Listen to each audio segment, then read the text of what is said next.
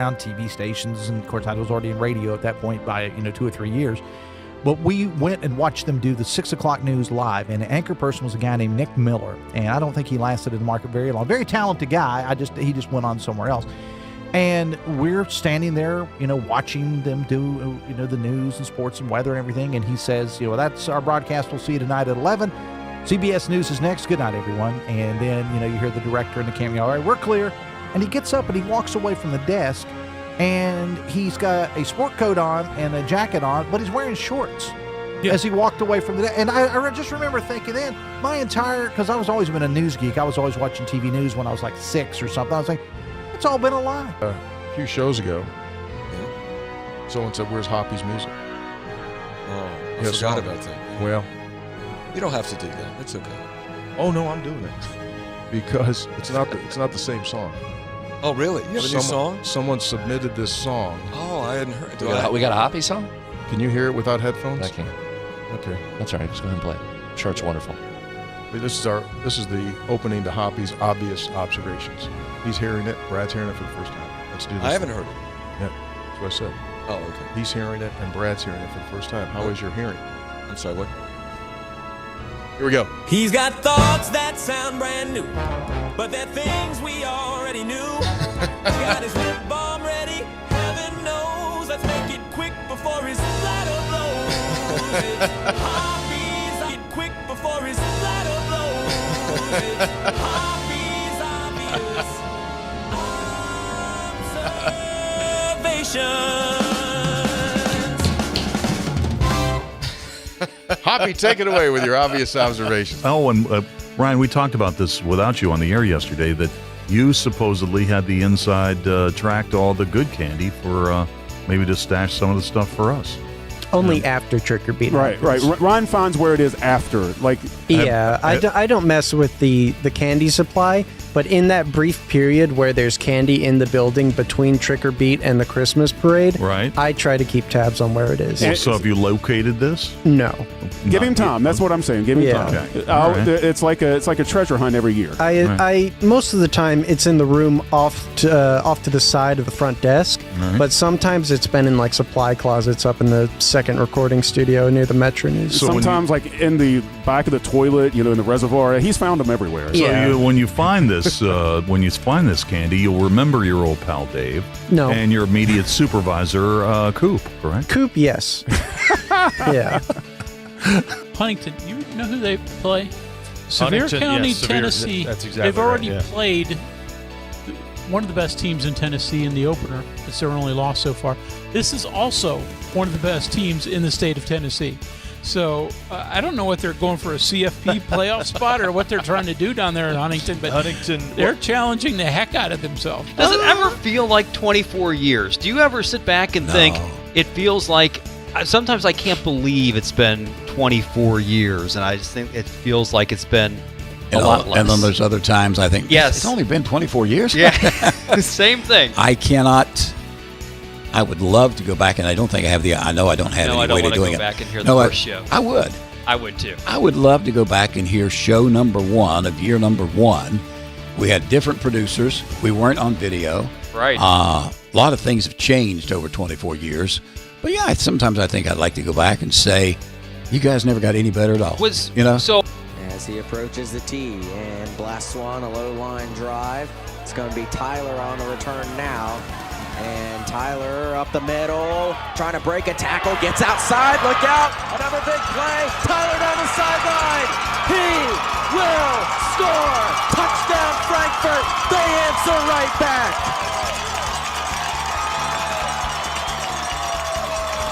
I drove home one night, it was around 11:30 on a Sunday night, and I said, you know what, I've been doing this, and I'm tired of doing it. And I felt the program was slipping. I just felt, hey, you know what, it's time for a younger guy. People said, did I miss football? I was busy and I didn't miss it. No, I missed Saturday. I'd go to the game and, I'd just sit up there and kind of wish I was going to do this or that. But I didn't miss all day Sunday. I didn't miss all day Monday. and all that preparation.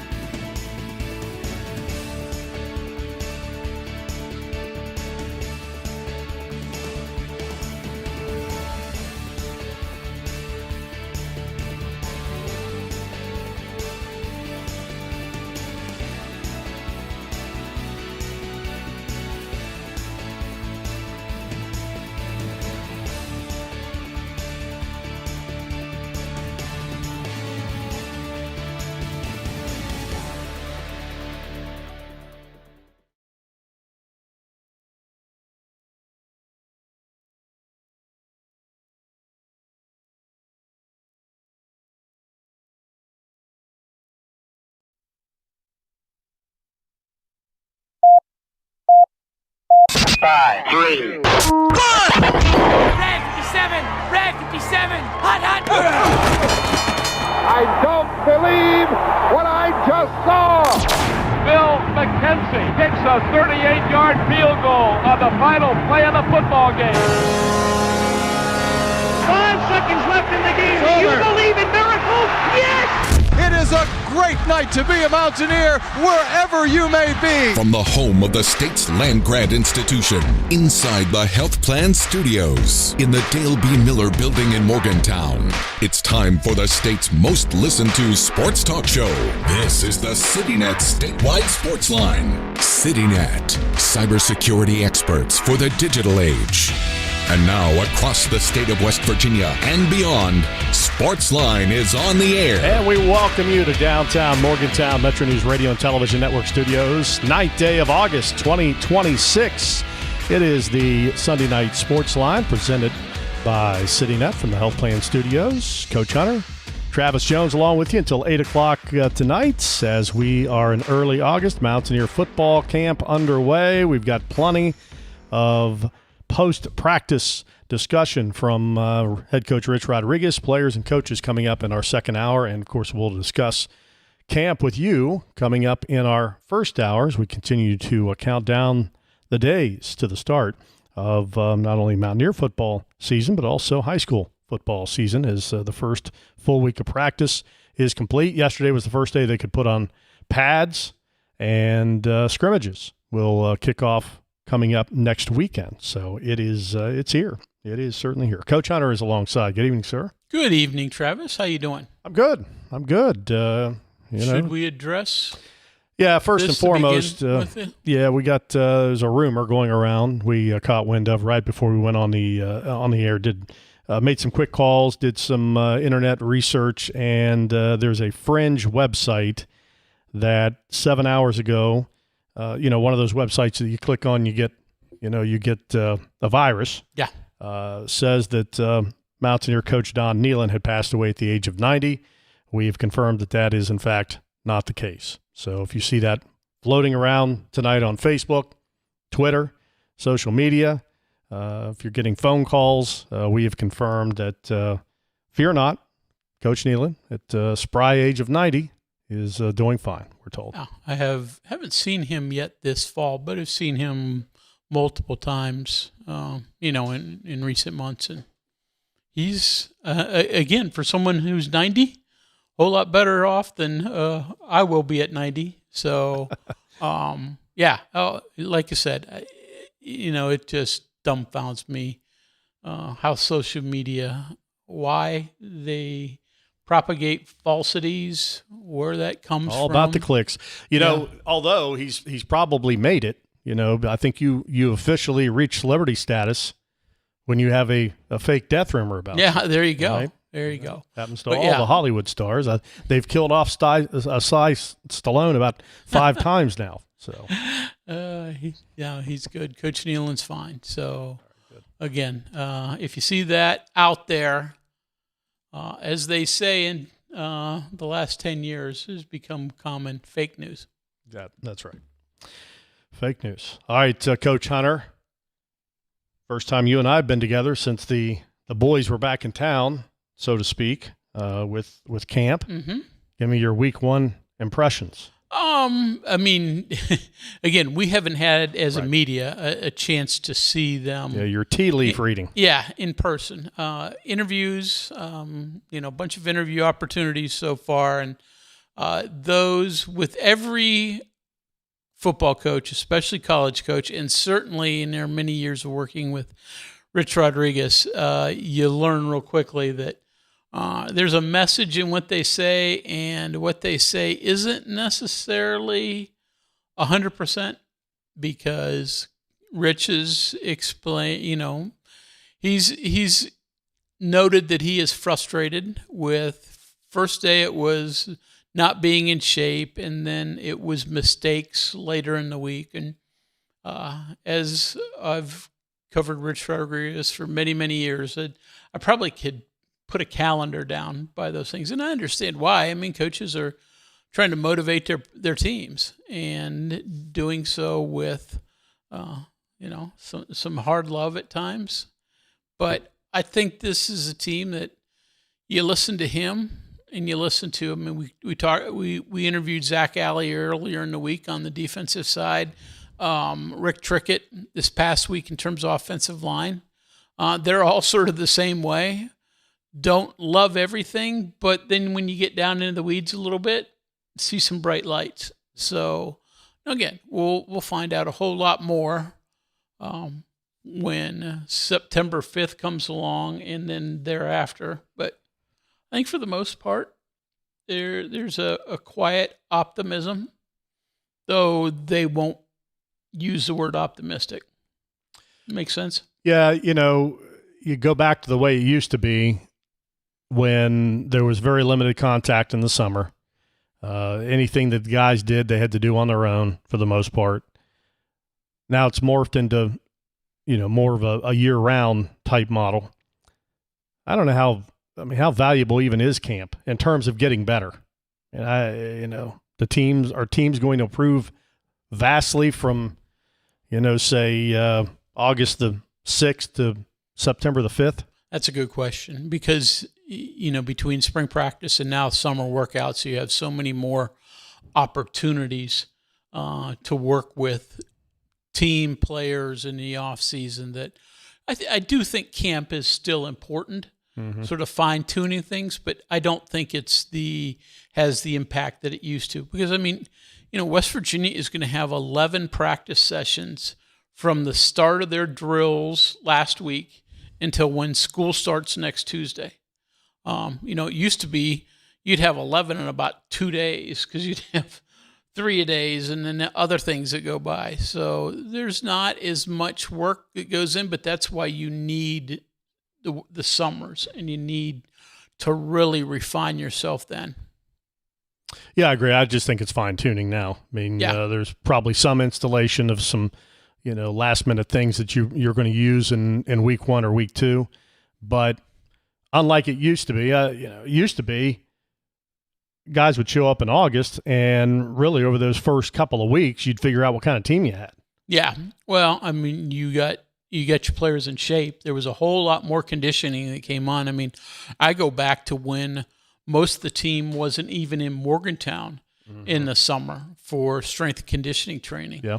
So they all went home because West Virginia didn't pay for scholarships. Well, you remember, summer. it used to be a Sunday night that the doors would open, and here they would come in, and the big news on Sunday/Monday would be, was there any surprises? Yeah. Did somebody not show up? Did somebody miss the bus? Did somebody come in, turn right back around, and leave, which happened? Yeah, definitely happened. But yeah, so the players are in, and I know Rich was talking about team not being in shape, but their conditioning level is so much different now and so much better than it used to be, because they have, from January on, there are a couple weeks out that they don't work, but for the most part, they're working that entire time, including through the summer. So you don't need to get in condition in August. You just need to refine it. So, but no, let's see. I'll be interested if, from the media side of things, there's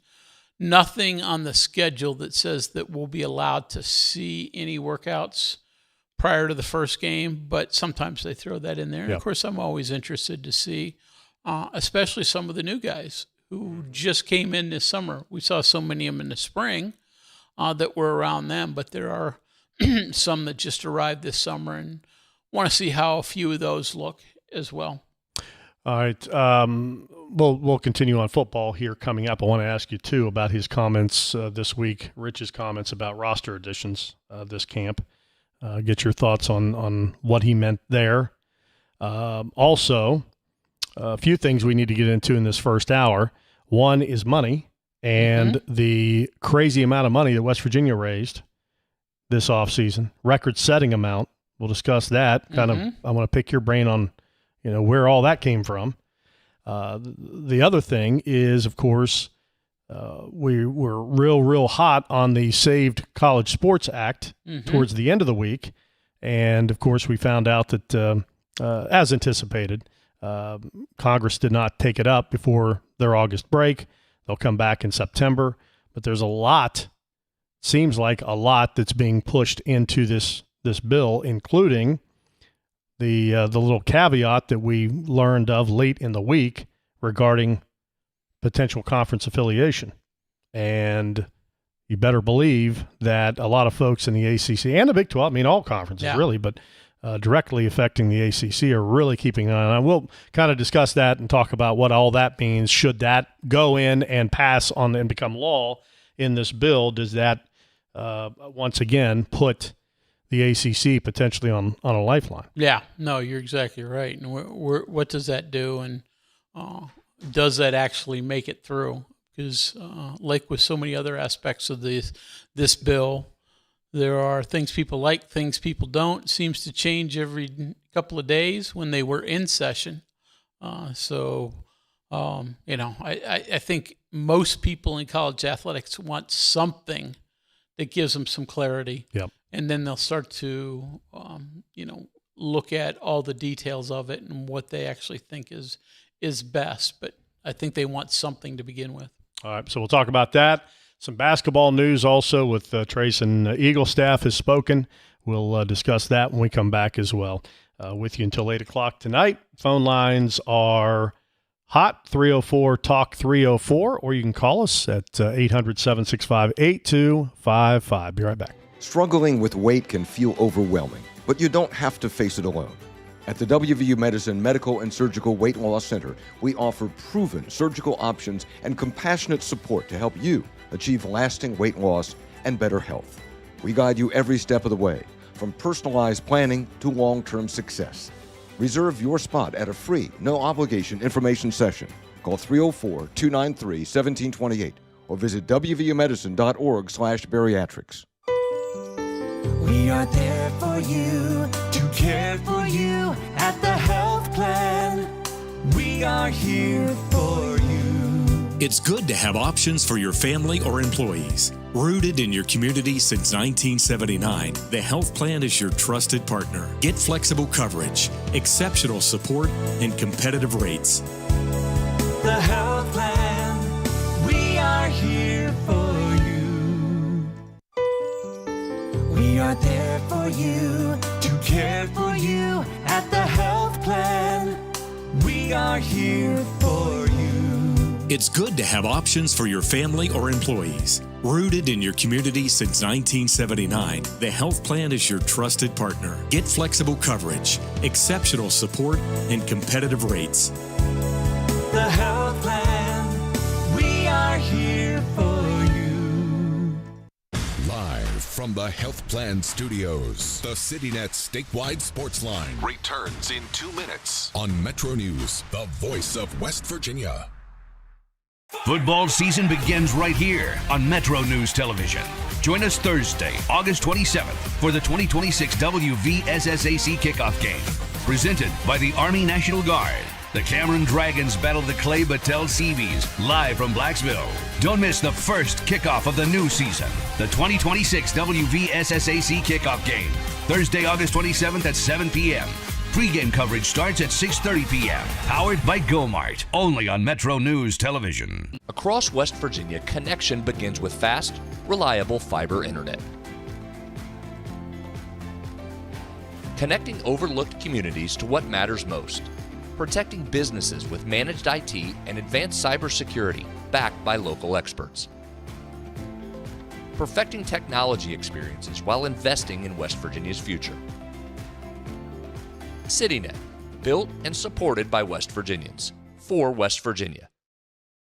Need a truck that's ready for work, weekends, and everything in between? Right now at Dan Cava GMC, get up to $10,000 off select new GMC Sierra 1500, or save up to $4,000 off all new GMC Canyon Elevations, offering bold styles, advanced technology, and everyday practicality. Come explore our all-new GMC Yukons, built for busy families and big adventures. All this and more at Dan Cava GMC in Bridgeport. Shop Thorold. At Daniel's Men's Store, exceptional style begins with a curated selection and finishes with a flawless fit. When it's time to buy a suit, Daniel's is here to make sure yours is one of a kind. Discovered tailored suits you'll only find in-store at Daniel's.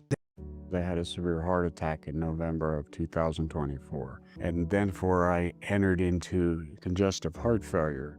We really had to go towards an LVAD. And not only is he living, he's thriving.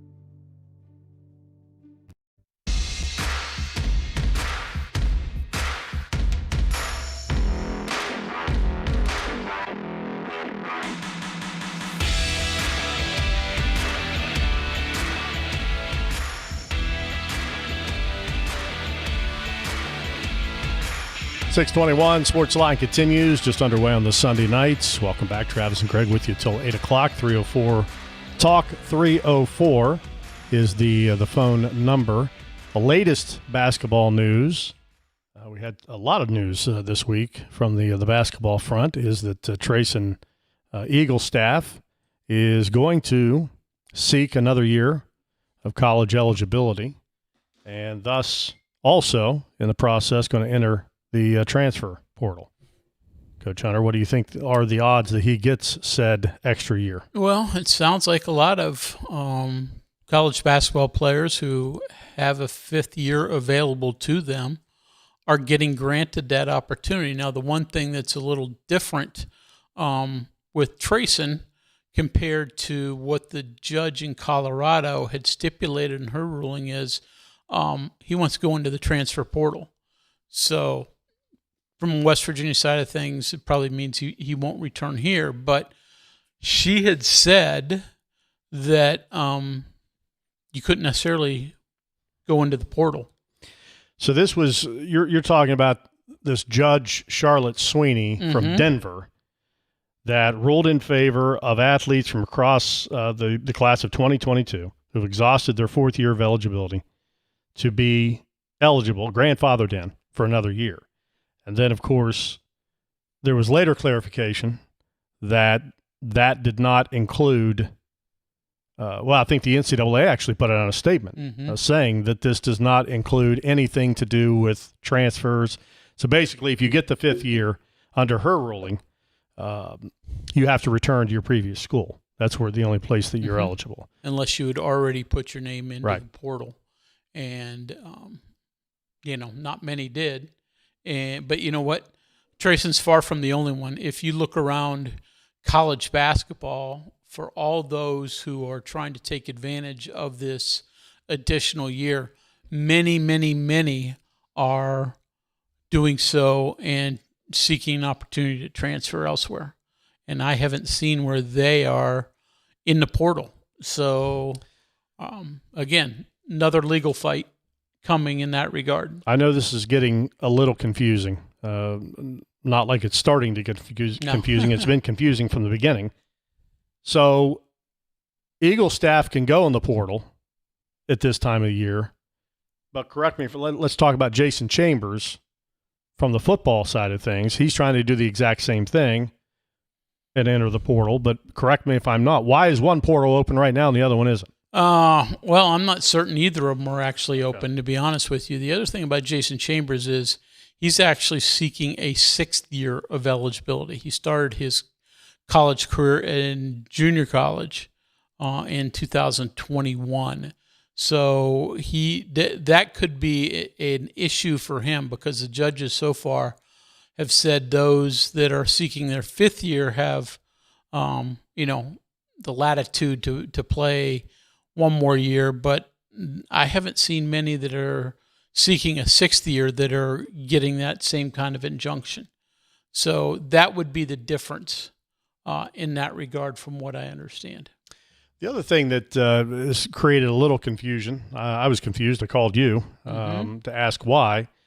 Brendan Lorient, after this Denver federal court ruling came down on July 31st, he a few days later also filed in a state court. Yeah. It's technically Wheeling. I think it was reported as Mon County. It was technically a Wheeling, Ohio, because that's where it is a federal court, but the federal court out of Wheeling. Out of Wheeling. Mm-hmm.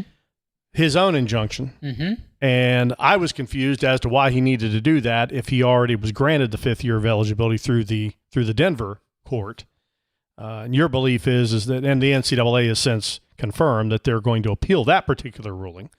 We'll see if they do each and every one of these that are filed, in each of these federal courts in the different states. Yeah, I mean, it's just a safeguard for Brendan, and actually, some others who are also seeking similar injunctions elsewhere, just because if that one in Colorado gets overturned, then they have another avenue to maintain their eligibility. So it's not I got to get this done. They've actually already got it done. But if the one in Colorado gets overturned, this is a safeguard, as I said. Okay. Of course, you got the transfer also from Boise State that was ruled ineligible. He was a part of that as well. Javon Buchanan. Yeah, trying to get his eligibility back. And again, I know that you're just gut feelings, but you've seen a lot of these eligibility cases come through. You get a good feeling that at least Buchanan's more of the classic appeal. Yeah. Than Brendan Lorient's kind of we're in some new ground here, but do you feel pretty comfortable that both will be ruled I do. in favor? I mean, the way we're seeing the courts go right now, they're winning the players seeking this injunction are winning at almost 100% rate. So if there were, still some doubt out there, I'd be a little bit worried. But for West Virginia and any others that are trying to seek this avenue, they're winning constantly. Now, Javon's situation is a little bit different. It's sort of similar, but a little different. Buchanan played his first 2 years at an NAIA school of college basketball, then transferred to Boise for the next 2 years. So he is seeking a 5th year like these others, but we've seen it started with Diego Pavia a few years ago, the quarterback from Vanderbilt, who wanted his junior college years cut out of his NCAA eligibility. And ultimately, the courts found that way, though the NCAA didn't like it. So this is more following that line than the 5-for-5 rule, though the 5-for-5 rule also impacts Javon Buchanan. So his is a little different, but ultimately they're both going to be similar. And right now, again, who knows with what the courts do, but I haven't seen anything that says this has a chance not to go through. Yeah, agreed. All right, final basketball news from this week. Did you take a big victory lap on this North Carolina game that was announced? No use doing that. Because there were listeners to this show that doubted you that this was going to happen. And in fact, it was announced, the announcement we've been waiting on about a month. Yeah. Month and a half officially came down to West Virginia will, in fact, play the Tar Heels on Friday, November 27th in the Dick Vitale Invitational presented by Belk.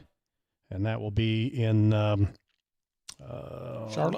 Mm-hmm. Yeah, it's going to be in Charlotte. Big Coliseum in Charlotte. But, well, as we talked about at the beginning of the show, where you can't believe a lot of what comes out of social media, I'm not saying that there aren't times that they're right, but it got out there a while ago that the North Carolina-West Virginia game wasn't going to go through, and everybody I had talked to at WVU had said, "No, it's going to be fine.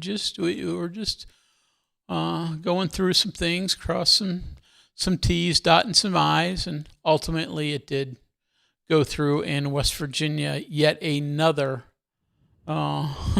very difficult opponent on this year's men's basketball schedule. That was you took the words out of my mouth. That was going to be my next point. Is let's quickly celebrate this UNC game, but then the realization kicks in. This is a very difficult non-conference schedule. Oh wow, Wake Forest, Auburn, Pitt, Virginia you Tech. could play Kansas or UNLV. You'll get one of those two. Then you're going to get. Worst case scenario, you get Kansas and Houston. Yeah. And that's as non-conference games. You also have to face them in Big 12 action. So, very difficult schedule. Yeah, but Virginia Tech, Pitt, Wake Forest, as you mentioned. So those that want to see West Virginia test themselves, you're certainly going to do so. Ross Hodge's second year is not going to be easy in terms of the schedule they play. And we know the Big 12 schedule is difficult. Yep. That's just, we're talking now about the non-conference games. What about this Maryland exhibition game? Is that a change? Is that the super secret scrimmage now open to the public? Yeah, it is. The NCAA this year has changed exhibition rules. So it used to be you had that super secret scrimmage. And West Virginia actually faced Maryland in that last year. Well, this year, you don't have to have them in secret, and you are allowed 3 of them, and you can do with those as you wish. You can have them all open to the public. You can play Division I schools, Division II schools, whatever you happen to want to do, but you get one more because you used to be allowed 2. Now you're allowed 3, and now they can all be open to the public if you want to do it that way. So this one, the one at Maryland this year, will be open to the public exhibition. Terps are supposed to return that game to West Virginia on an exhibition game basis next year. So West Virginia still has 2 more slots to fill on their exhibition tour. But certainly the Terps are one of those. And I don't know if there's any guarantee that since they're going on the road for this one, the other 2 will both be at home. I just sort of suspect that. Don't know if they're both going to be, Division I, Power 4 type teams. Maybe not all of them. So you may get a little mix and match in there. All right. So if you want to mark your calendar, if you're interested, if you're over, if some of our listeners are closer to College Park, or if you want to road trip it, October the 18th, Sunday, time to be announced. All right. Text 304-TALK-304.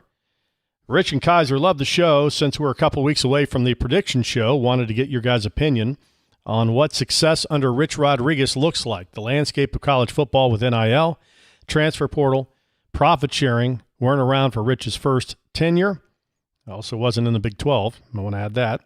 If I had a crystal ball and told you the next 5 seasons in no particular order, WVU would have 2 7-6 seasons, 2 8-5 seasons, and 1 9-4 season, and go 2-3 in bowl games, yet never play in the Big 12 championship despite playing with Rich Rod's hard edge. Would you sign up for that? Personally, I would, with the majority of WVU fans. It's a good question. Great question. What ultimately is your goal for this team? And I think he got a lot of it right. There are going to be good years and bad years. I would like it, if you just say in the next 5-year period, to see 1 or 2 opportunities to play in the Big 12 championship game. I agree. Yeah, I agree with that. But I think if you give me the next 5 years, you go to bowl games every one of the 5 years, and the least amount of wins you're going to have 7, I'll take it. Yeah. Yep. No, I agree. The one thing I would add to it is some big, opportunity to play for a Big 12 championship. Yep.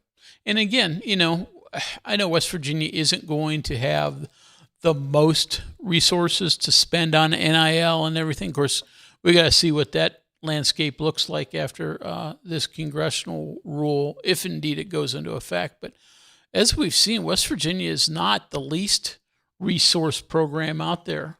Basketball, football, whatever, baseball. They can compete. Yep. Do they have the one just outrageously wealthy donor like Texas Tech that can finance everything? Maybe not to that extent, but they're okay. Well, and we'll discuss this in detail a little bit more in the next segment, but it kind of leads in to point out now about this record setting $111 million that West Virginia pulled off this year in terms of their complete take in and donations. Is that something that is sustainable to come close to every year? No. Or is it just a one-offer? Because if not, that completely, now all of a sudden your expectations do change. Well, absolutely. If you could do that every year, but we'll go into the particulars of why this was a super special year. All right, sounds good. JB and Buchanan, I would think our offensive line is going to be very good when the player named to the Remington Trophy preseason watch list may get beaten out.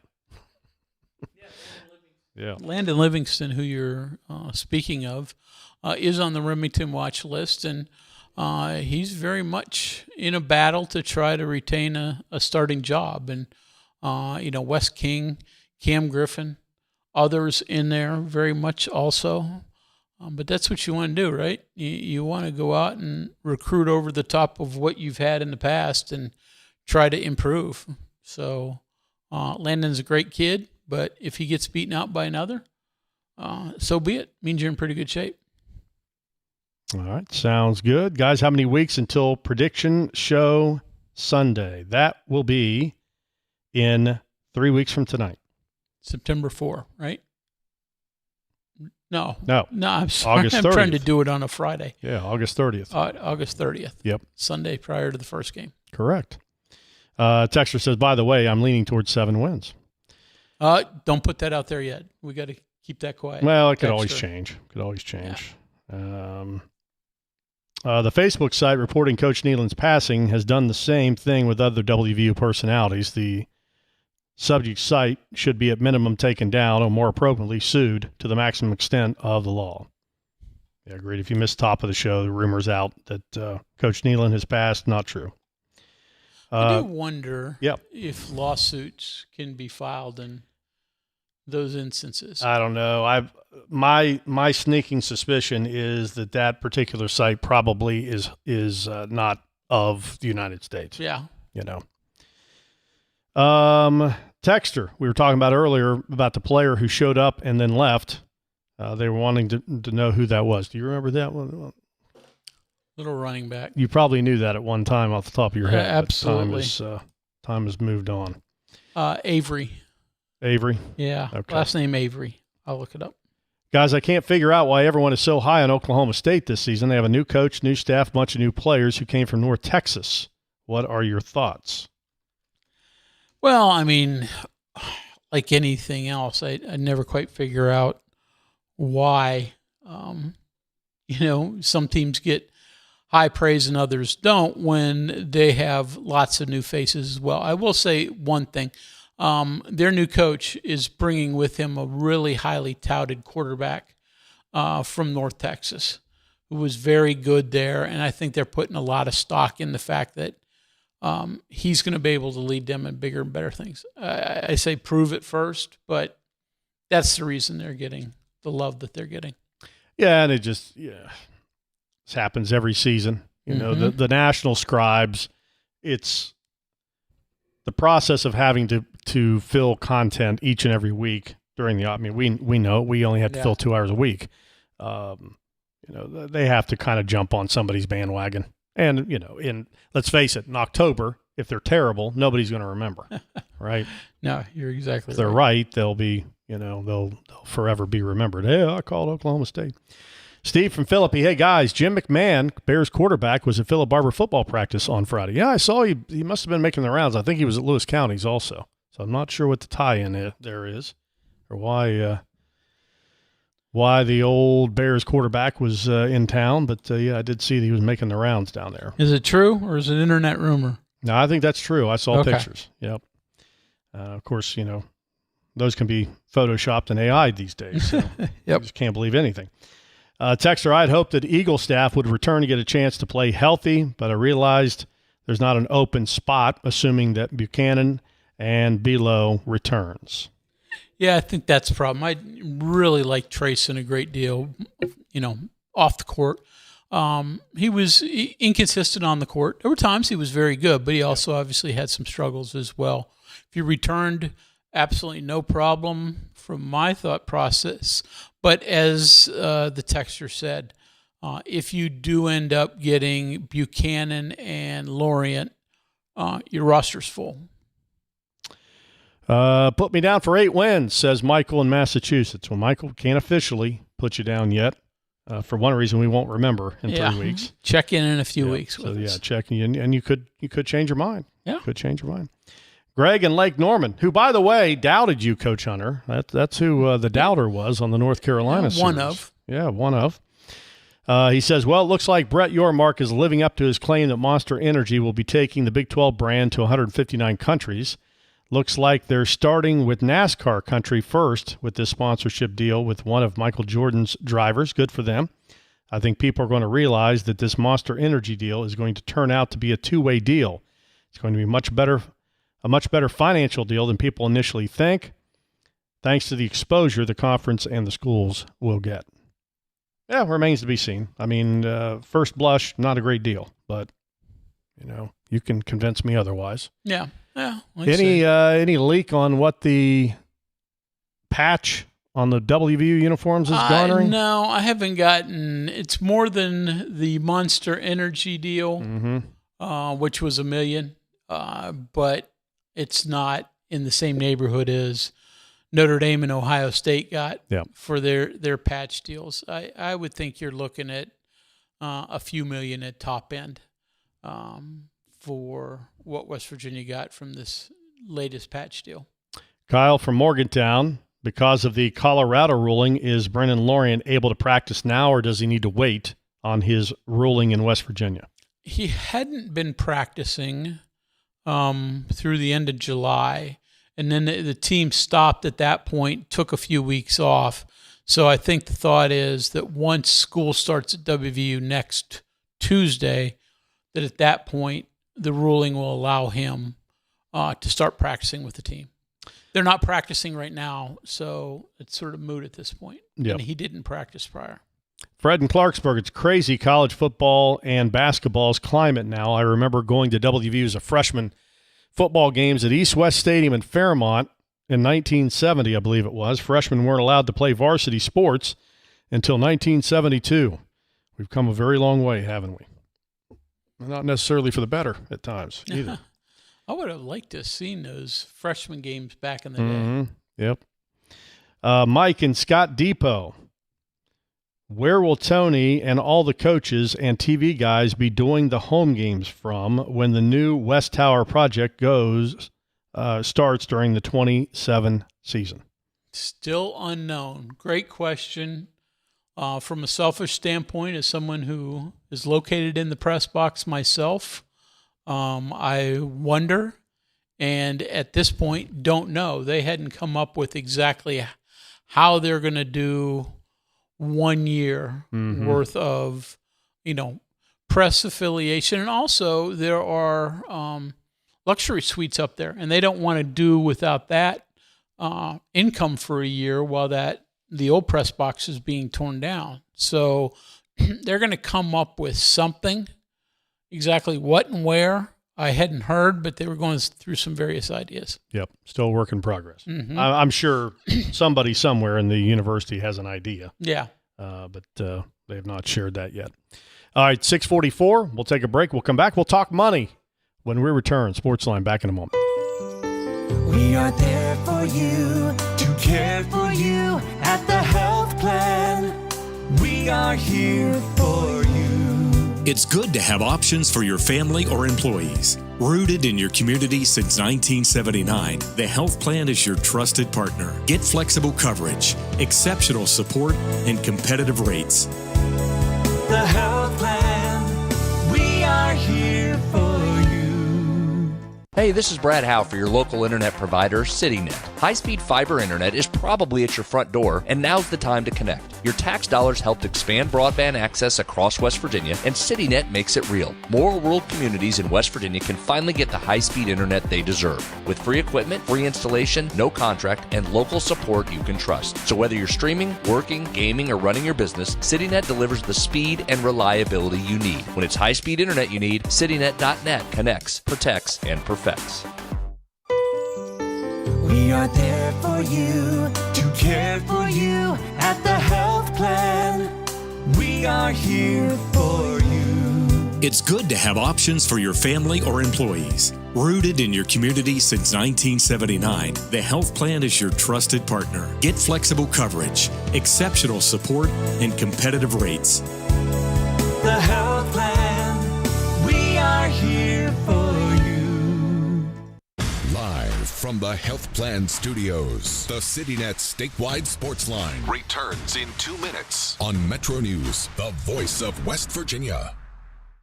In 1914, the same year the first commercial flight soared and the Panama Canal opened, Greer Industries was born. Herbert and Agnes Greer began in Morgantown, West Virginia, striking the first pick into the limestone formation that would become the backbone of one of the state's great industrial legacies. From the roads we drive on, the buildings we build, and the communities we serve, Greer Industries has been delivering quality for decades. At Greer Industries, we've been improving lives for more than a century. You own a boat because you love spending time on the water. Choose the outboard that allows you to make the most of it. Honda Marine's legendary reliability, ease of maintenance, and powerful performance keep you going strong. Of course, the LVA was brought into my life because I had a severe heart attack in November of 2024. And then I entered into congestive heart failure. Where he was in the course, we really had to go towards an LVAD. At that point, I was committed. At that point, I wanted to get better, and I wanted to see what this machine was going to do for me. With this therapy, he's thriving, doing well. And not only is he living, he's thriving. For over 20 years, Dan Cava Toyota World has been more than a dealership. We're family-owned, community-focused, and committed to taking care of our customers long after the sale. Our commitment doesn't stop when you drive off the lot. With factory-trained technicians and a service team you can trust, we're here to keep your vehicle running at its best for years to come. So when it's time to get your next vehicle, choose the dealership that's been serving the community for generations. Visit Dan Cava Toyota World in Fairmont. Shop the world. The best selection of WVU apparel is at Daniel's Men's Store. Exclusive designs you won't find anywhere else. Stylish, sophisticated, and unmistakably mountaineer. Shop in store or online at danielsofmorgantown.com.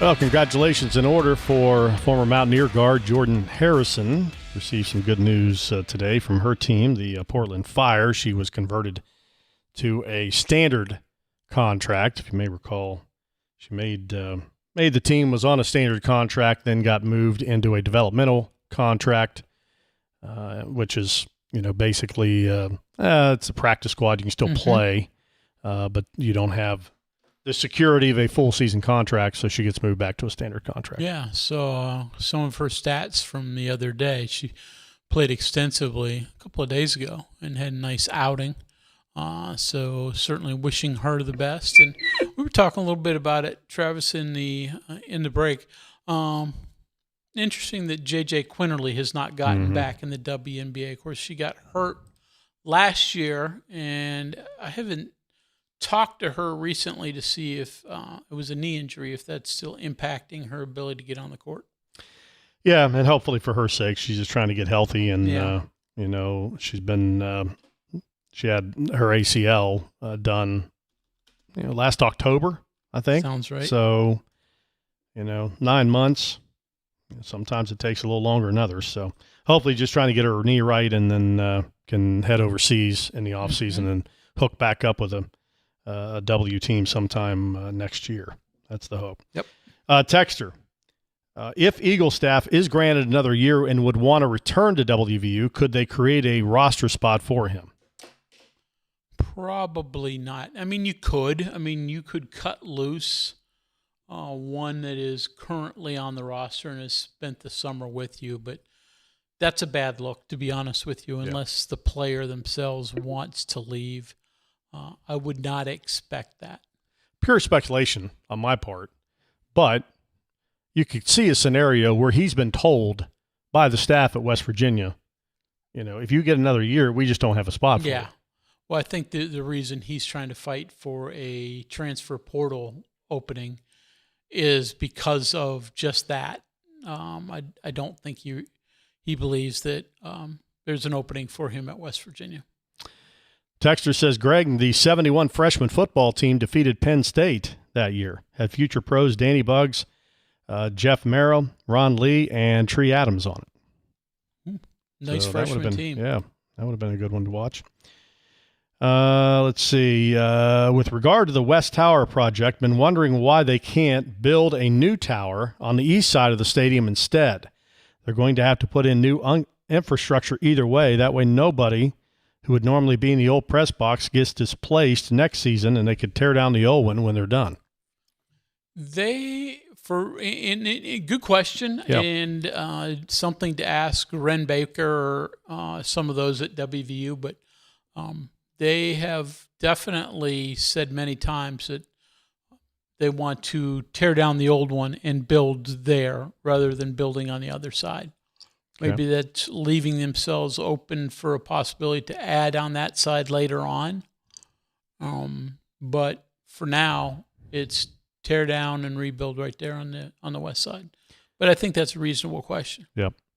Okie from Jumping Branch. Notre Dame and Ohio State reported amounts of money. Wasn't just from their patch deal. It was other sources, deals, and donations. WVU's amount, when it's announced, will be just for the amount for the patch. So West Virginia's deal is amazing. It's fine. I mean, it's millions more than they had before, right? Yep. Between the two patches that are going on.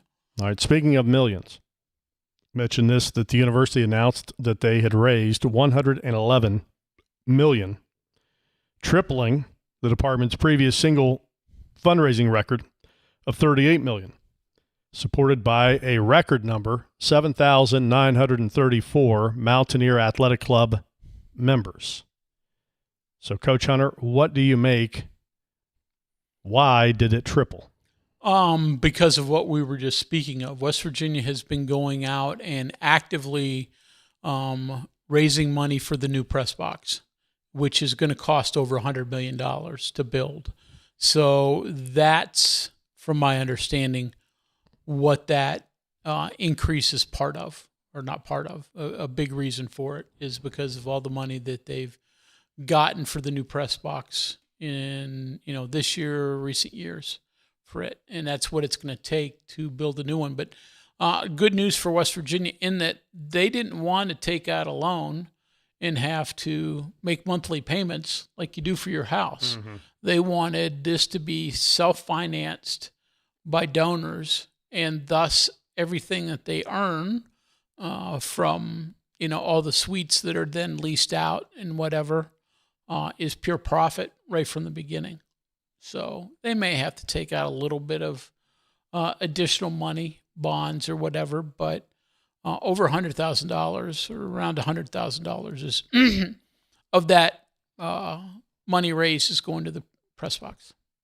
West Tower, I should $100 million, you mean? Yeah, yes. $100 million. Yeah, $100 million.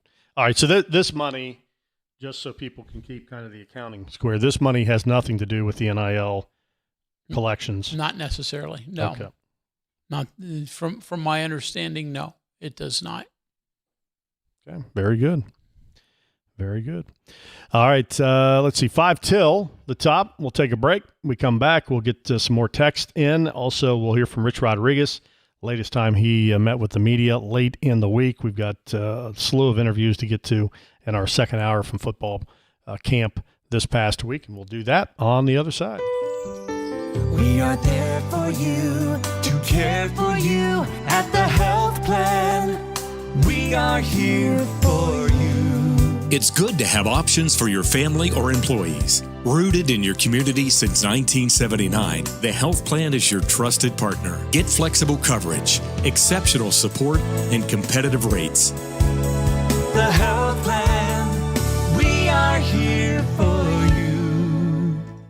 Hey, this is Brad Howe for your local internet provider, CityNet. For years, rural communities in West Virginia waited for reliable, high-speed internet. Now, fiber is most likely at your front door. Public investment helped build the opportunity, and CityNet delivered the service to homes and businesses just like yours. With free equipment, free installation, no contract, and local support you can count on, switching to fiber has never been easier. Fast downloads, smooth streaming, better connections for work, school, and everyday life. When it's high-speed internet you need, CityNet.net connects, protects, and perfects.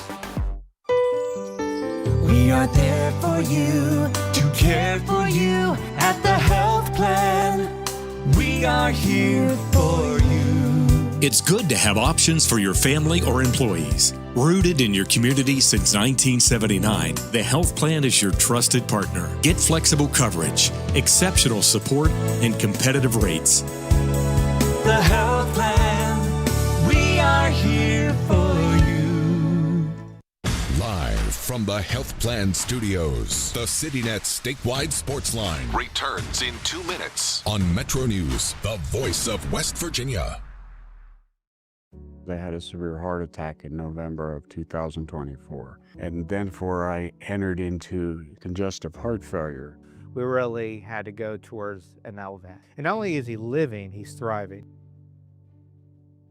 At Daniel's Men's Store, exceptional style begins with a curated selection and finishes with a flawless fit.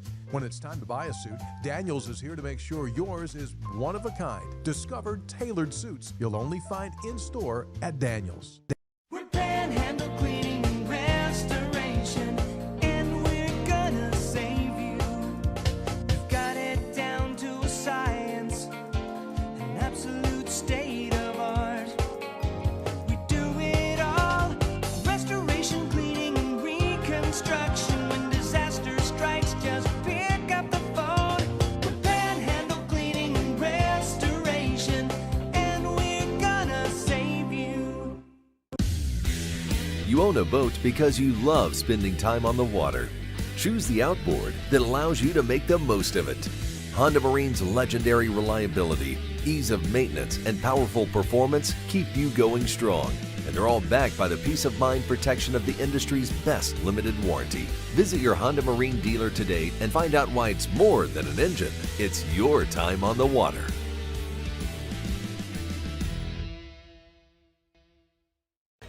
For over 20 years, Dan Cava Toyota World has been more than a dealership. We're family-owned, community-focused, and committed to taking care of our customers long after the sale. Visit Dan Cava Toyota World in Fairmont. Shop the world. Download MetroNews Television on your iPhone or Android. Search MetroNews Television in your app store. Create an account today to get alerts and watch all live and archived content. Download now.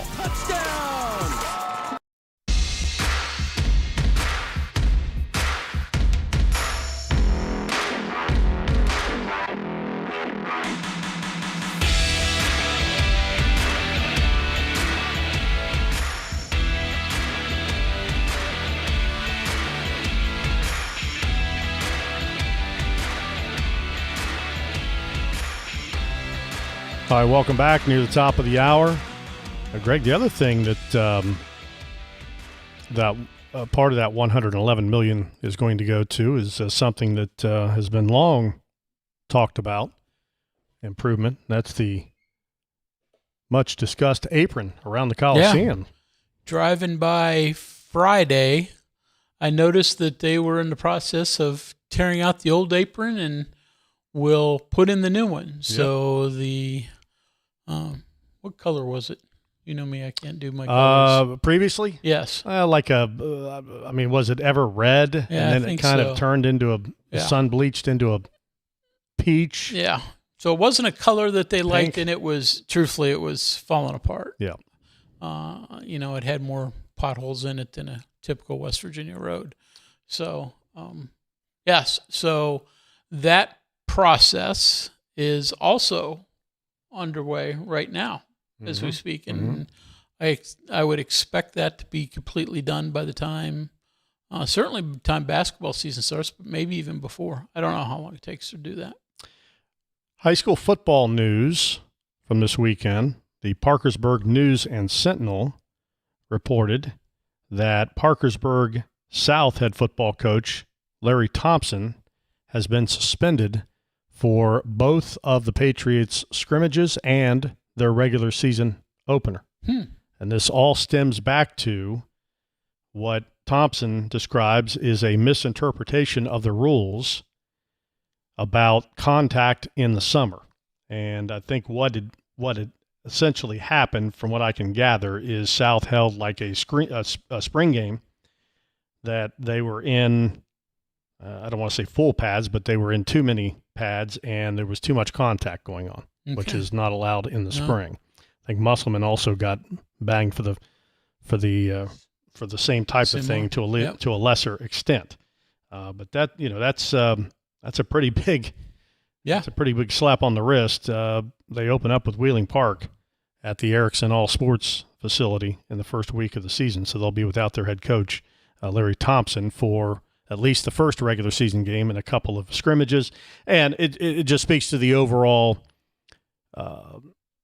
point of emphasis on rules at the SSAC that, they're starting, not that they've never been policed, but I think they're basically sending out the word that the rules are to be followed, and if not, there's going to be consequences. Yeah, so. Certainly that's one, and I'll be also, as the new transfer rules are now in place. Now, some got in before these new rules went on the book, but, how much does that really slow down transfers within schools? Well, the biggest thing to me is, there's always been this going on, even before there was, open enrollment, if you will. The biggest problem, as I see it, has been proof of residency. Yeah. Is that going to be left up to the counties, the Board of Educations to vet, or would that be something that would fall under the SSAC if, little Greg Hunter moves in, to a school's a district, lists an address, but you're actually not, you've rented that place, but you're not physically living there. Good question.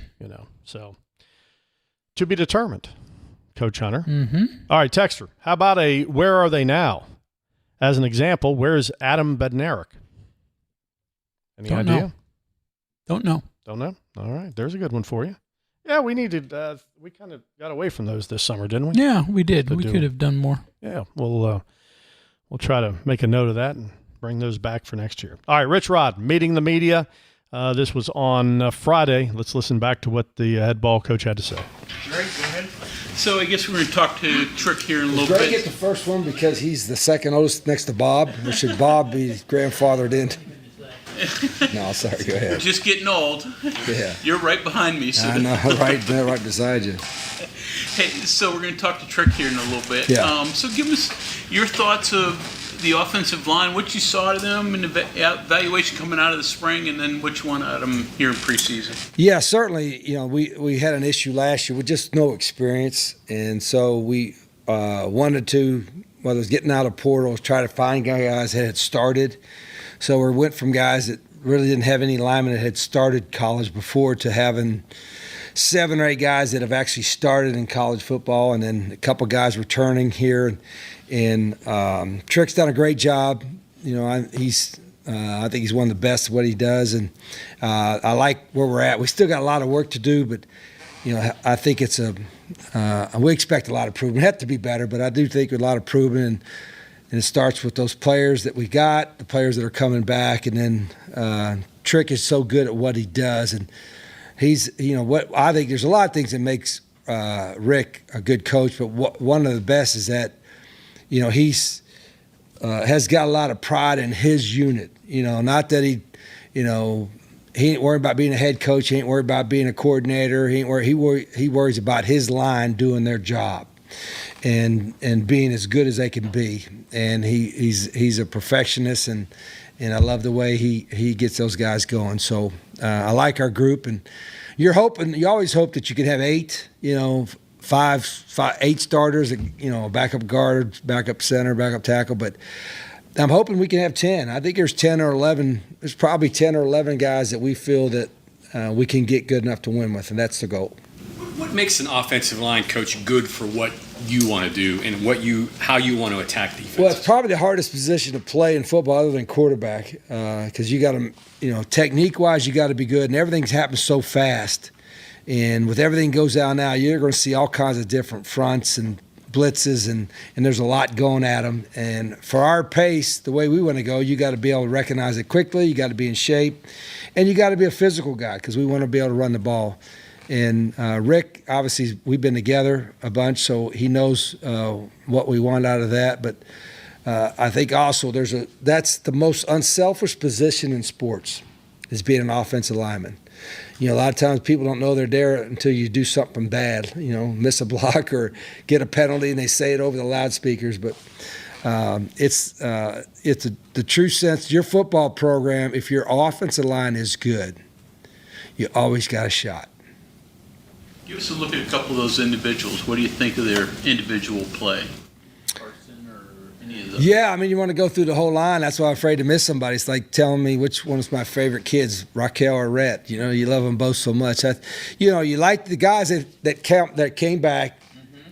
They got some experience. Nick Cray, Agbo, Landon Livingston, Josh Sosa. Those guys are better players than they were a year ago, which you expect them to be. And they're playing different roles too. Landon's playing a couple different positions. Nick is playing more guard than tackle. Malik is playing, on the right side. So those guys have all gotten better. And then the transfers we got was Karsten, Devin, obviously the guys from Jack State and Cam. And those two, Cam and Bubba, have played in our offense. And so they were kind of plug and play good. But more than anything, like Bubba and Cam, they've been in this offense and have been in the battles and have been with Trickett, and they can help teach and help coach those guys the way we want to get done. So that was great to pick all those guys up. More on them, Kevin Brown, what you thought he would be. And then our young guys, Kevin and Aiden and Big Jonas. I really like our freshman Camden. I really like our freshman class. I think, some of those guys got a chance to play early, like Kevin. Kevin, I'm going to play them all, and why we redshirting him, right? There's no real redshirt. But Kevin's got a chance to start. He's physically ready, but more than anything, he's got a certain level of maturity, I guess, football maturity that you don't see typically in a true freshman. So, I kind of knew that when we signed him. And then he's been what we thought he would be, and he'll keep getting better too. To the end of Kevin Brown, a big offensive lineman with tons of talent, and even this overall group you mentioned last year, the size of the group maybe being an issue with that 1 yard that went viral. Yeah, we weren't big enough. So how much was that a focus of making sure that just the group, just in general, was physically bigger, and is it more important to have size or overall talent, if you kind of get what I think you got to have a certain size if you want to move people, but more than anything, it's getting the technique and coming off the ball and being physical, and their footwork is so critical. And there's a lot of things. And again, last year those guys, I think there were moments that they were okay, and but nobody was good enough. Coaches or players last year, so we knew we had to get everything fixed. But we have.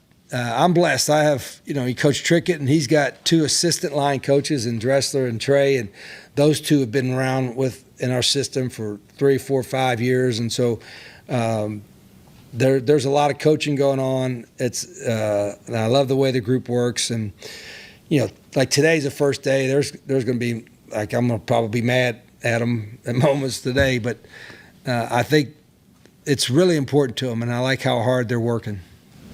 How much better does a freshman have to be than the normal freshman to be able to start?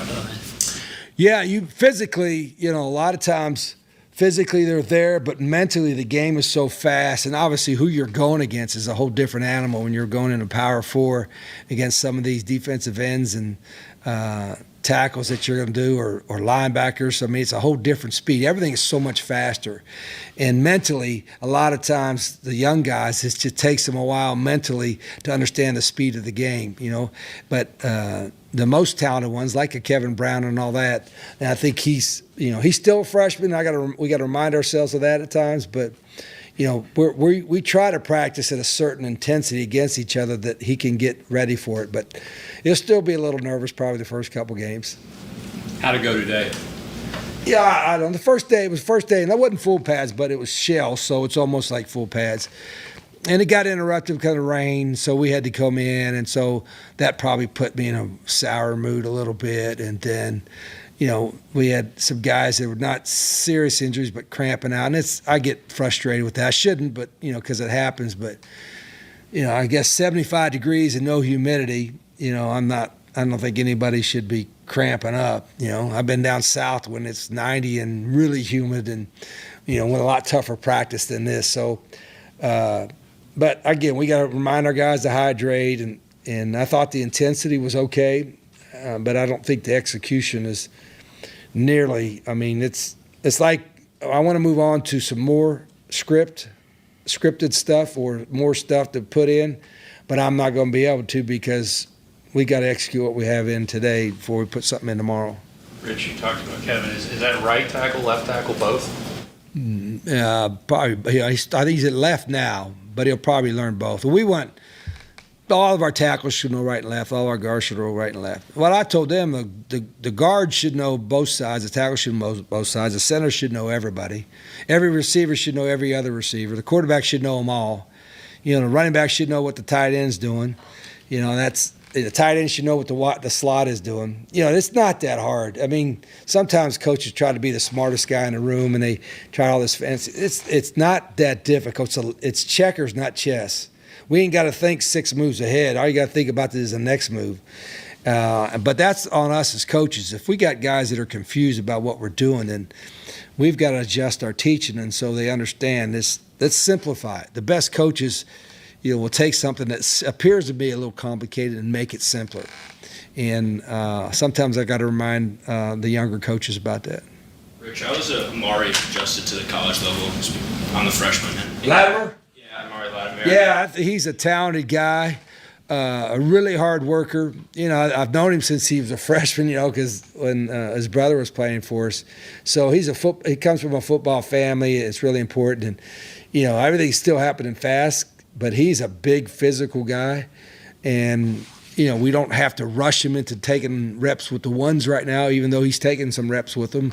But we got Cam there to help lead it. But Jay and Noel are doing a great job with those guys. I like some of our younger backs that we brought in, and even little Andre Devine is showing flashes. He's a competitive guy. He's a smaller guy.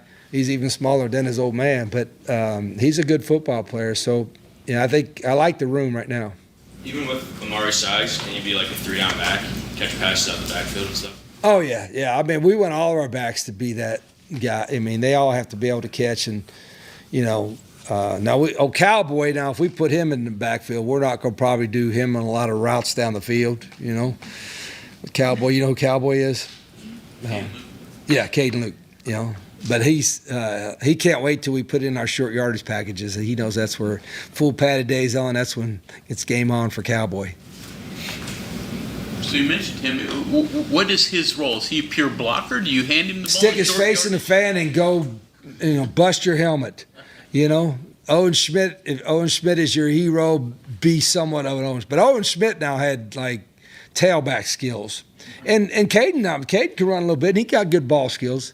Now, Owen was just a freak. But I think I did see Caden got a mohawk or something. Yeah. And so he channeled his inner Owen. And I think Owen got a hold of it and said, okay, now that's fine. But if you're going to do that, you better stick your face in a fan and, get your nose bloodied a little bit. So, but Caden will do that. But he's got a good example from Schmidt Happens. Experience is valuable anywhere. Does it mean more though for an offensive lineman to have experience? How so? You thought that, but I even learned that last year. And I don't know if we could have done a whole lot differently last year. I think obviously we should have, but having played in college games for any position is valuable, but particularly for quarterbacks because the nature of the position they have, and offensive line, because things happen so well.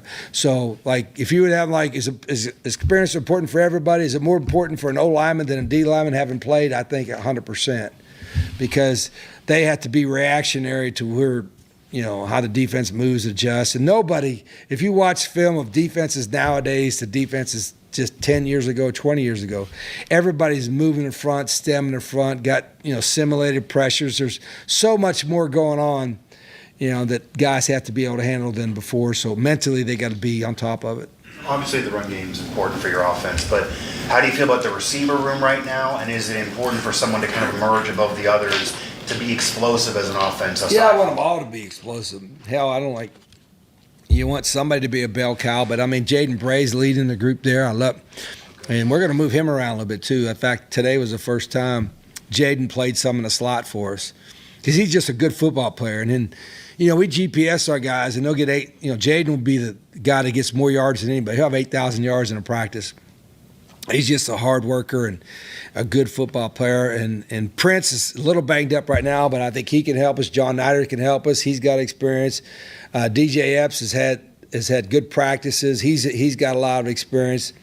So I think we have a pretty. Cyrus Charles has been, he's an in-state guy that's shown us a lot, and he's had some good practice too. I think we're going to be able to have 6 or 7 guys that play pretty actively in the rotation.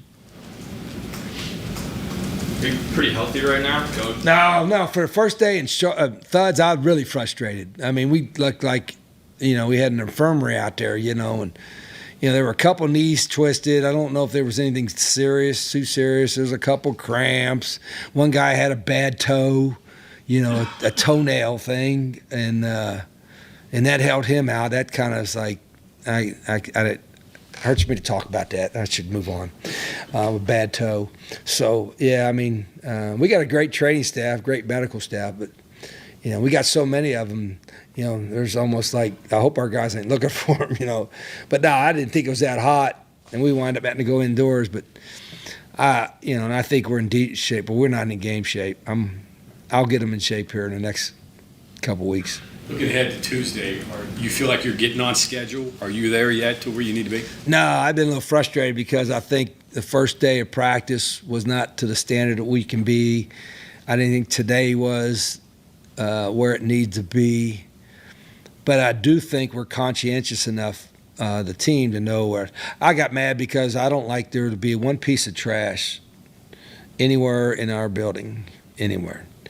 And if it's in the locker room or it's in this room or something like that, it shouldn't happen. It bothers me. I know I'll go off on a tangent. It bothers me that people think it's acceptable to just put your trash down, like you guys that have something to drink here and leave. Take your cups with you. And you guys do that. You're respectable. So our players should understand the same thing. So I wasn't happy. There should never be trash on the floor. Not one piece of trash on the floor in the locker room when they're at practice. So if I would go in the locker room when they're getting ready to practice, there's nothing on the floor in case somebody wants to come in and sweep it or clean it. They ain't got to have to pick up somebody's tennis shoes or nothing in the locker room. When we go on the road and we play a road game, and they're nice enough to give us a locker room to change in, all right, when we leave that locker room after the game, win or lose, there is nothing on the floor. It is cleaner than when we walked in there. That's just where you're supposed to do it. That's just our deal. So we're going to do that on the road. We sure as heck going to do it at home. And so there was, I guess, a little bit on the locker room floor, and we started practice. So that just set it off in the wrong way. Am I too mean for that? Is that too mean? No. But you mentioned the offensive line facing defenses now that are moving and being much tougher on getting ready for it. How different is football today than when not when you played, but when you first started coaching, especially as far as all like baseball, everybody throws 95 now. It's a different game. Yeah, it didn't just like. Now they got 4-seam fastballs, 2-seam fastballs. They got all kinds of, everything is, technology has really helped. And there's way more schematical stuff than has ever been happening. People like I say before, 20 years ago, they would just fit up a play a certain way, and if you were on the backside, you just chase and pursuit and watch the cutback. Now they'll fit the front side one way, and they'll fit the backside another way because the quarterback wind up keeping the ball. And so they look like, okay, there used to be this, if they're playing man, they're playing man. Well, now they may be playing man to the field or man to the boundary and zone to the field, or they might be playing match where it's kind of a man, but it's kind of a zone. And so it's a whole lot different deal. And you can do that now with technology and all that kind of stuff, but at the end of the day, you can break it down and try to make it simpler, and that's what we try to do. We try to take the complicated and make it simpler, but still do it at our kind of pace and our kind of tempo. And guys are smarter now. Kids are, just because of technology or whatever, are they as mentally tough? I think a lot of them are, but some of them aren't as. But there's no question they're smarter because they're growing up with having a computer in their hand everywhere they go with their phone. Back when before all this stuff came in, played that wouldn't have played now. I mean, you know what? That's a good question, Bob. I think because they were so competitive that they would have learned how to play now. You could give them more plays, give them more volume, and all that kind of stuff. Because it is, I watched some of our film from 20 years ago or whatever, and it's like, how simple were we? But they played pretty hard and played pretty fast, but we didn't have to do anything more. But I do think those guys are capable of doing more if they had to do more. I'm always the one that tries to pump the brakes on our staff and say, whoa. We're playing checkers, not chess. We don't need to be the smartest people. We just got to play the best. And I'm always trying to cut it down more because I like to think our players, as soon as they leave here, go and watch film for an hour, but half of them are probably going home and watching SpongeBob SquarePants, or something. When we're here all day watching film, I'd like to think they are all day, but they're not, but I hope so.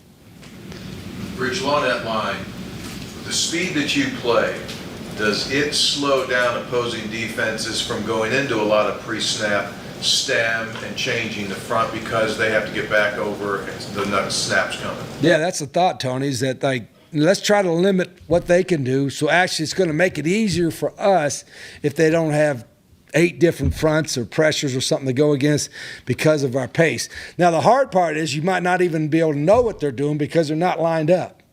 But I told our coach that's non-negotiable to us. I don't mind saying we like to play fast. I saw somewhere where we were the fastest playing team, I guess, offensively in the country, and we were crappy half the time, or more than that. So if we get it cranked up, or we're getting first downs, 25 first downs a game, and you got possession of the ball, and the ball's not incomplete, and you're doing that, then you can make conditioning a factor, and how we play. How the tempo of how we play can make a factor in a game. And that's the goal, is we want our pace to have an impact on the game. Rich, this is kind of along those lines of being simple checkers, I think you said, but just keeping tabs in other camps. No one's doing 3 hours, right? But some schools are doing like 75 minutes, just keeping it really simple. Yeah, our practices aren't long, and we get... Because you want to be in condition, so maybe have them do more work, but you don't want to tax them where they're fatigued and they stink the next day. Like, is it different every day? Do you have a plan to go? Well, there's sometimes as coaches will just do something to do something, and there's no really purpose behind it other than just taking time. And I don't, we go out. I tell our guys, I don't like go out there. And we meet in the meeting rooms. I don't want to meet on the field. When we go on the field, it's time to work. And if you got to go more than 2 hours, then there's something wrong. You got too much stuff you're trying to do. So I tell our guys, I might get on you, but I ain't going to get on you long because we ain't going to be practicing long. I might yell at you for one play, but I ain't going to yell at you long because we got to run the next play in a hurry. So today, that was a problem. Today, this couple of days, is that I probably got on too much and I wasted time just yelling, and I'm wasting their time. So I shouldn't do that. All right, Rich Rodriguez from Friday. Take a break. Rick Trickett also met with the media on Friday.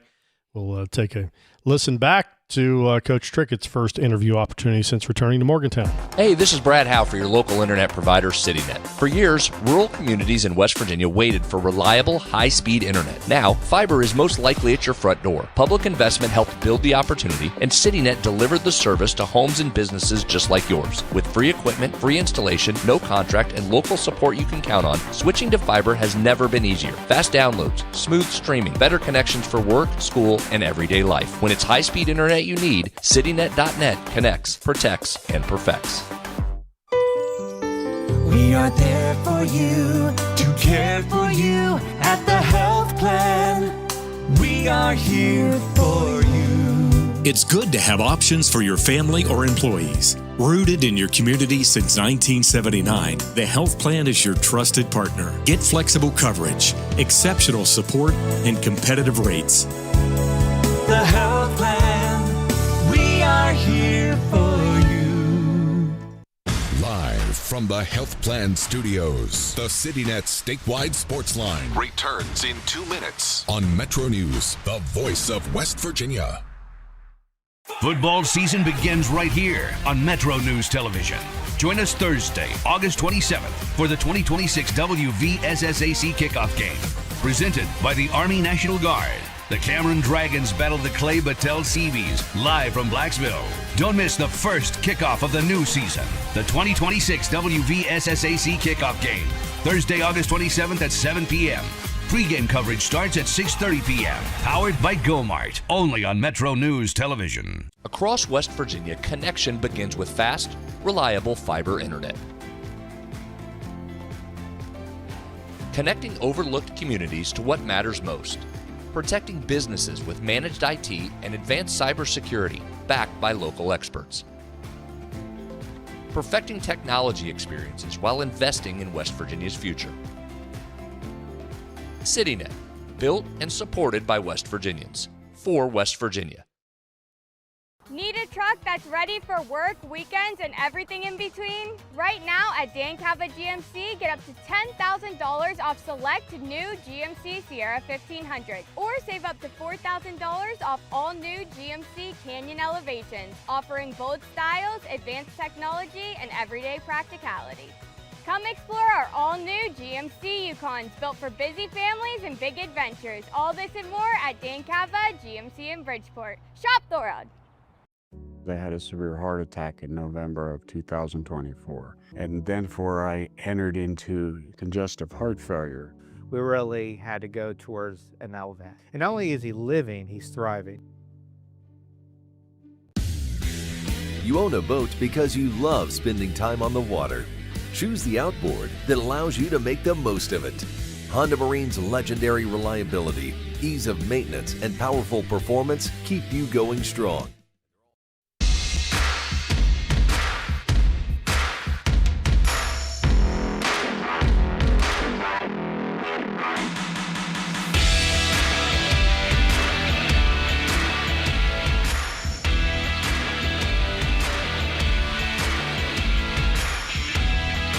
All right, Rick Trickett, Mountaineer offensive line coach, meeting with the media for the first time this fall camp.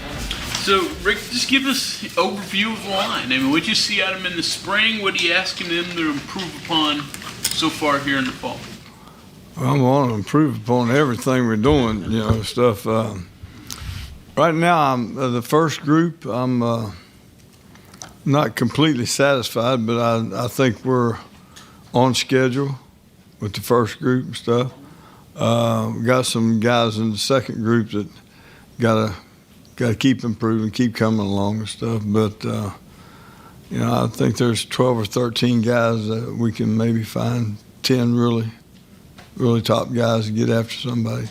We would like to be able to play two groups. We want to go tempo, that kind of stuff. So with the first group right now, and we got a young one there that's got a lot to learn and stuff. So, but I think we're on schedule. Have you rotated much in the past? Do you iron five, or how much do you rotate? What's your philosophy on that? Well, it depends on how good the second group is. But I have, Well, most of the guys I've been under, like Coach Saban and Coach Rodriguez and guys like that, we're going to play our best as long as we can play our best and that kind of stuff until you get up a few scores and then put the guys in and things. But that was a long time ago before tempo came in. And tempo now, they're wearing the defense down, but sometimes you get one or two, your guys get wore down a little bit with it too. So hopefully we'll have enough guys that I got my eye on a couple that they're not that far off from the first. So you hope you got guys when you throw them in, you don't miss a beat. You mentioned the young one. I'm assuming you're talking about Kevin Brown. Yeah, he's a freshman up there right now. So my question is, what's your evaluation of him early on? How would you compare him to other great young offensive linemen? Y'all throw that word around great an awful lot. I think he's got a chance to be a good player right now. He's got a chance to be a good player. And then hopefully in another year or so, he's a really good player and stuff. So, but right now, he's a competitive guy. I love his attitude. First guy out for everything. Like one of the first guys in the building every day and stuff. So, but again, as a freshman, he got a lot of things to learn. And the defense is throwing a lot of stuff at him and stuff. But we got Nick Cray and him, working on one side together, and then Bubba Grayson and Cassidy on the other side. So. And so those guys are, starting to mesh, and a lot of times you got to learn how to play beside a guy. I mean, Rich mentioned that Kevin has a chance to start. Yeah. Is that off your evaluation? Yeah, he's got a chance. Yeah, early in his career, like yeah, is that yeah, to that level, right? Yeah, he's got a chance to start, and then Malik Agbo's got a chance to help us, and then Devin Voss has come along pretty good. I like his kid, the freshman kid, Aiden Woods. I like him. He's got a little, he's got some things about him and stuff. So, My age in there. Yeah, I kept looking at you there. How do you handle the generation gap? I mean, you're age. I don't handle it. I let them worry about handling it. I don't handle it. They're the ones that got to handle it. Hell, I ain't changing it. I know, and Coach knows. We know what wins. We know how to win, and I'm not going to lower the bar for anybody. We're not going to lower the bar down. Get up, and I think sometimes it's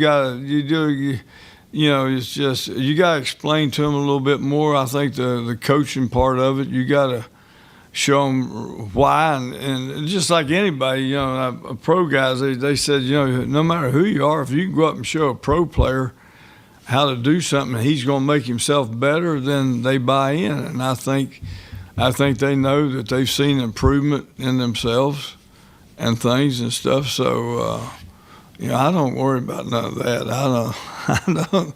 That's. How many freshmen have you had over the years that could start? I've had. Raquel may have a thing there or something. I think I've had 13 freshmen All-Americans, or something like that. But I've had Willie Anderson started a true freshman, Rodney Hudson started a true freshman, Victor Riley started a true freshman. I can't go all the way back. I can't remember all of them guys and stuff. But I remember them damn good ones, stuff. But Bubba Grayson started for me as a true freshman, Jack State. So, and things. And last year I had 2 true freshmen start for me and stuff. So, I've learned how to dummy it down a little bit to try to keep it simple, for the kids to pick up and things. And so I feel pretty good about, the first group where we're at right now. Being around these guys keep you young. I mean, the stories they tell, what they talk about, the frame of reference, it's your generation is a lot different than their generation. Tell you what I did the other day. I come in and I told them, I said, y'all understand when I was 18 years old, like how many guys in there was 18 years old? There's a 60-year difference between my 18 and their 18, okay? So I put on some things about a video about what it was like when I grew up. Okay? Sir? Vietnam. That era, that kind of thing. But, back here at home and the hippies and all that.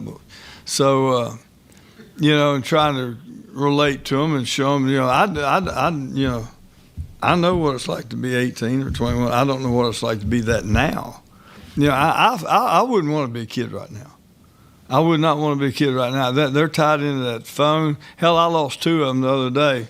And still ain't found one of them, and one of them got picked up over by Ruby and turned into state police, so they got it back to me. But so I mean, these they live on that cell phone, and they sometimes there are no cell phones in my meeting room. There's no earrings. I got on a little bit, picking at them a little bit about they say they eat together at the dining hall. When I first got here, they were eating together, but they were all looking at the phone. So now I notice they're sitting there and they're talking to each other. And I just think that if we can teach them how to communicate and stuff and don't rely on that dadgum thing, that, they're going to be better off for it, stuff because it's still you got to deal with people and learn how to handle people and learn how to do things and stuff. So, no, I wouldn't want to be a kid nowadays at all, But I'm still a kid. I just went and bought me a new Triumph motorcycle, and I was riding it. And I was telling Raquel I was laughing coming back from Romney, and I'm buzzing by these cars about 80 miles an hour and hitting them curves and stuff. And I'm thinking, if they knew I was a 78-year-old football coach on there from West Virginia, they'd probably die. But no, I just, every day I wake up, I'm 19. So with the changes in the game since the last time you've updated your book, what would you change now about what you put in there? Or has it changed? The fundamentals never change. And that's what the book was mainly about, basic fundamental football and stuff. A lot of people have tried to change the game.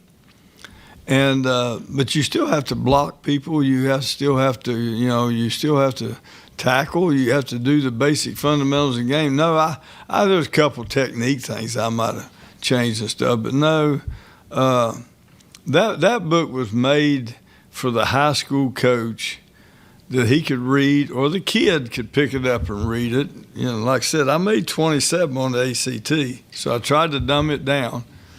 That was 13 the first time and 14 the second time. They said you could combine your score. So, but I tried to do the thing to where a high school kid could pick it up, read it, stand there and do it and figure it out a little bit. So that was mainly a little bit try to give back a little bit because I'm not going to be able to retire off of it. I promise you that. Do you point any of your guys now to it? Sir? Do you point any of your players now to it and say, "Hey"? No, I'm not. I don't ever talk about it. But, I don't take it to book sales, or I don't sell it at football camp or nothing like that. But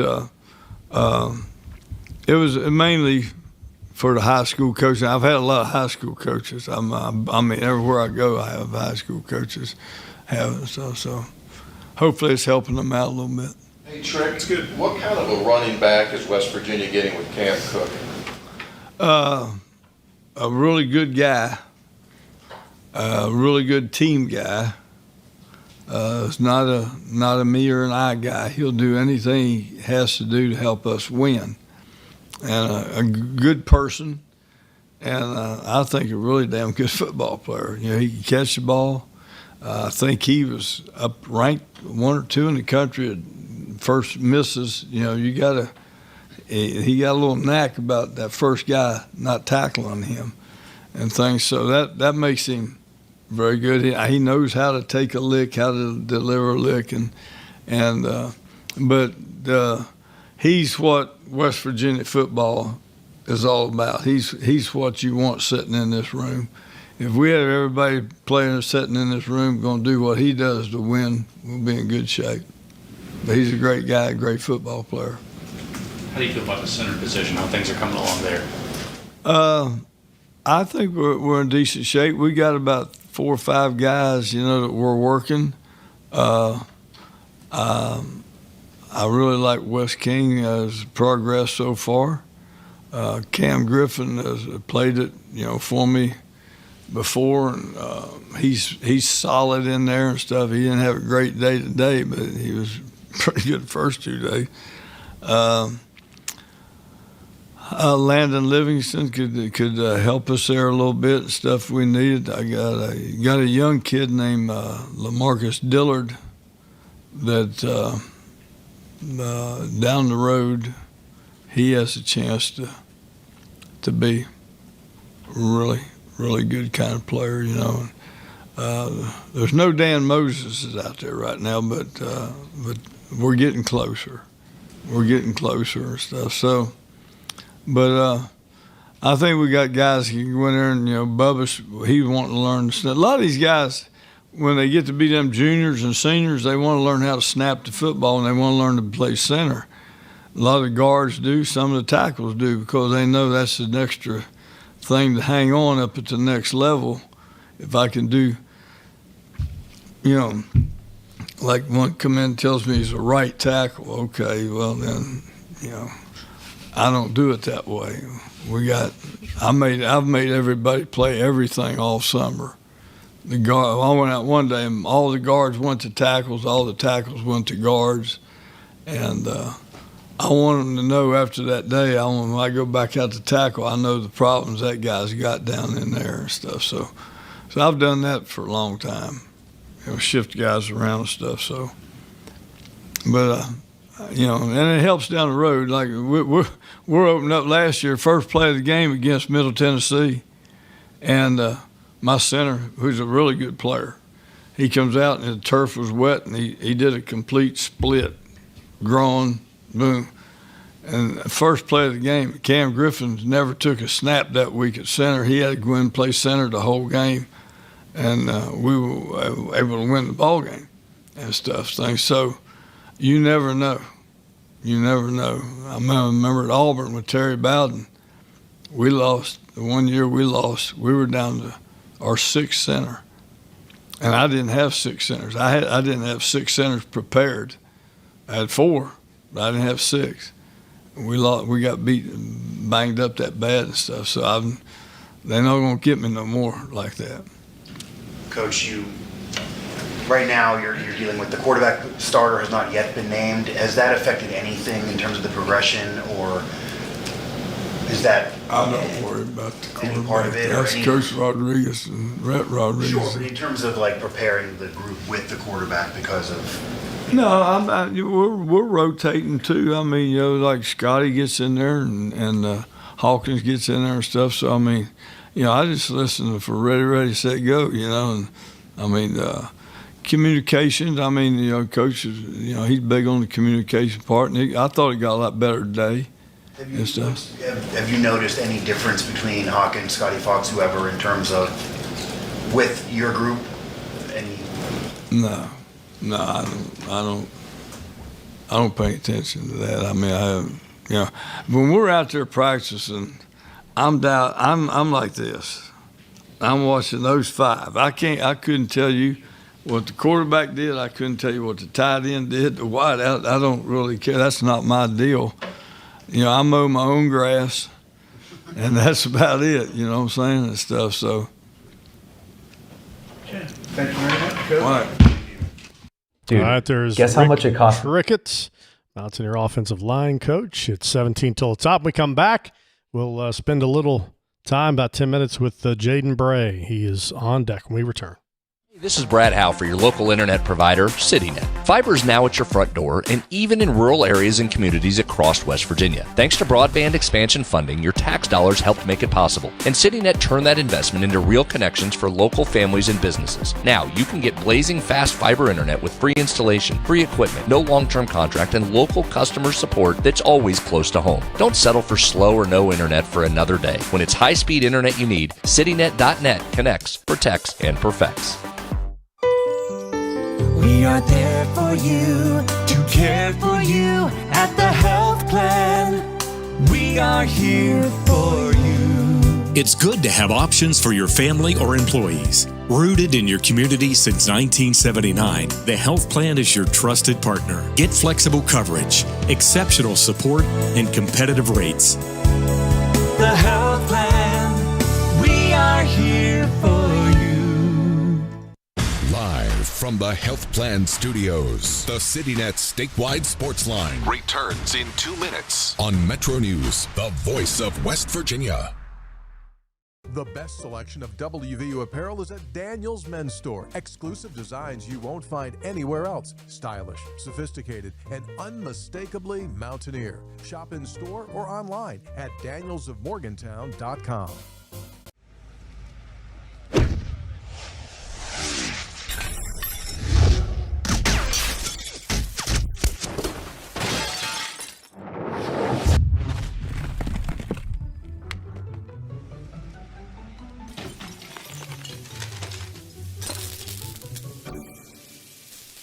I'm Sean Kovich, Mountaineer Golf Coach.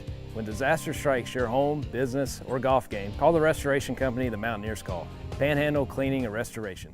Leading the efforts to build a stronger West Virginia, the High Technology Foundation has a proven plan to strengthen and diversify our state's economy. The I-79 Technology Park's high-capacity infrastructure continues to attract advanced federal operations that are driving economic growth. This keeps our young, educated residents in the state and brings West Virginians home. The High Technology Foundation, building a stronger West Virginia. Learn more today at WVHTF.org. I had a severe heart attack in November of 2024. And then I entered into congestive heart failure. We really had to go towards an LVAD. And not only is he living, he's thriving.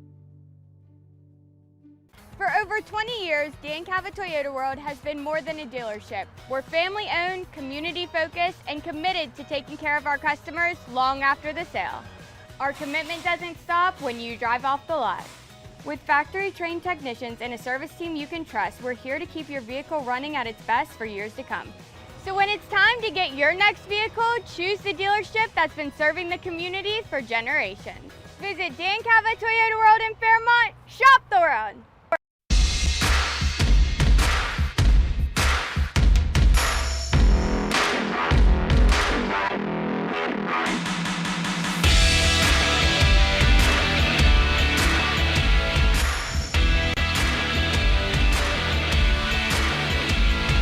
All right, finally, let's hear from Mountaineer wide receiver Jaden Bray. Of course, lost to the season last year in Athens. Back and stronger in 2026. So, Jaden, just start with, do you feel like the old guy out there? And as the old guy, how do you lead the young guys? Yeah, I definitely feel like the older guy out there. Definitely just how I lead the young guys is just trying to show by example of how it's done. Also, whenever they need questions or anything, like I let them know that they can come and talk to me. But yeah, just trying to just lead by example, being first in the line, just going hard every time. And like I said, just answering questions for those younger guys. I feel like our wide receiver room is really close and close-knit together, and we hang out all the time outside of the room. So it makes that just more easier for them to come and, talk to me. Even though I am an older guy, they don't feel like there's no tension or nervous to come and talk to me or anything like that. So, yeah, I would just say those things. Speaking of older, I know he doesn't coach you, but you've got a 78-year-old offensive line coach who's getting around like he's 40 out there. As someone, do you kind of admire how he's able to get out there and do the things he does? There aren't many like him in pro, college, high school that are still doing it. Yeah, for sure. Even though I'm not next to Coach Trickett, I'm for sure hearing him and how he's coaching those O-line guys and his intensity and how much love he has for the game. You can just only admire that. And even just hearing him, he may not be coaching me on wide receiver techniques, but I can still be getting lessons from him. Just hearing how, just how, like I said, how passionate he is about being an O-line, how he gets on the O-line is just impressive. I've never seen something like that before.